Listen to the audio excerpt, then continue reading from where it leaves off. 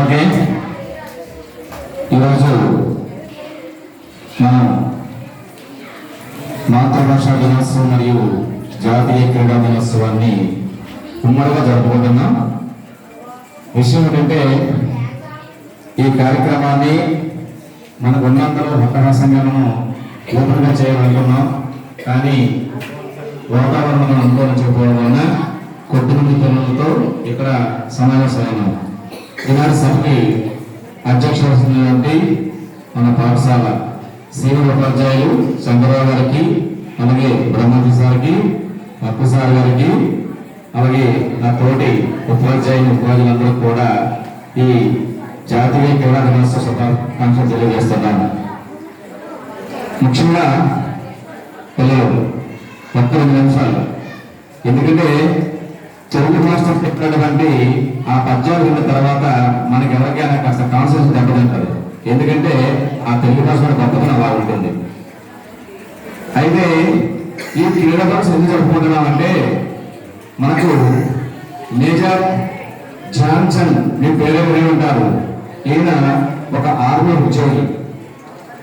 ఆయన ఆర్మీలో పనిచేస్తుండగా క్రీడల పట్ల మక్కువ పెంచుకొని హాకీని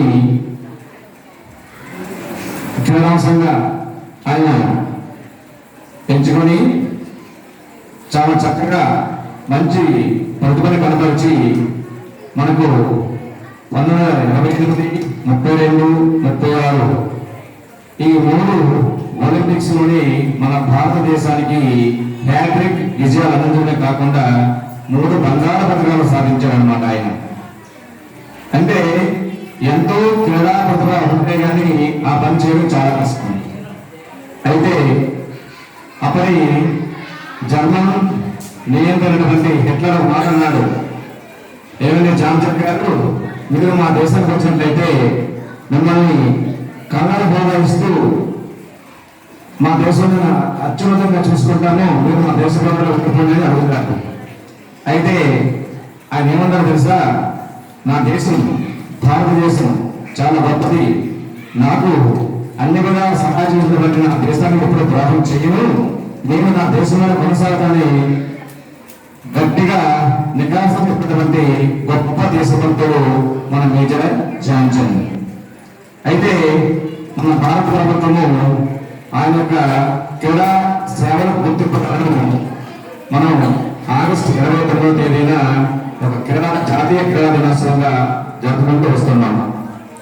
అయితే ఆటలు అనేటువంటివి కేవలం మనం చాలా మాత్రం నిర్వహిస్తుందంటే మెడల్స్ రావాలి, పథకాలు రావాలి అని అనుకుంటారు. కానీ ఆటలు అనేటువంటివి పథకాలు మెడల్స్ కాదండి. మన శారీరక ఆరోగ్యం కోసము, మానసిక ఆరోగ్యం కోసము క్రీడలు ఎప్పటికీ దోహదం చేస్తాయి. అందువల్ల ప్రతి ఒక్కరు కూడా విద్యార్థి కోసం నుండి శారీరకంగా, మానసికంగా దృఢంగా ఉండడం కోసము ప్రతి ఒక్కరూ కనీసం ఒక 20 నిమిషాల కాలం పాటు మన శరీర ఆరోగ్యాన్ని భద్రం చేయాలి. అలా చేయడం వలన మీరు ఆరోగ్యవంతమైన కాకుండా మీ యొక్క వృత్తి పట్ల కానీ, మీరు చదువుకున్నటువంటి చదువు పట్ల కానీ చక్కగా కొనసాగే అవకాశం ఉంటుంది అన్నమాట.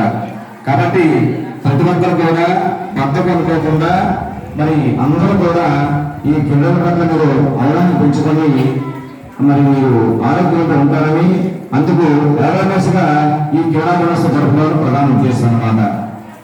అయితే చాలా మంది ఏమనుకున్నారంటే అర్థం వల్ల ఏమవుతుంది, నా ఒళ్ళు తగ్గిపోతుంది, ఆరోగ్యం బాగైపోతుంది, సంకటపడతాను, నా యొక్క ఒంట్లో గ్రామం తగ్గిపోతుందని చెప్పి చాలా మంది ఆలోచిస్తూ ఉంటారు.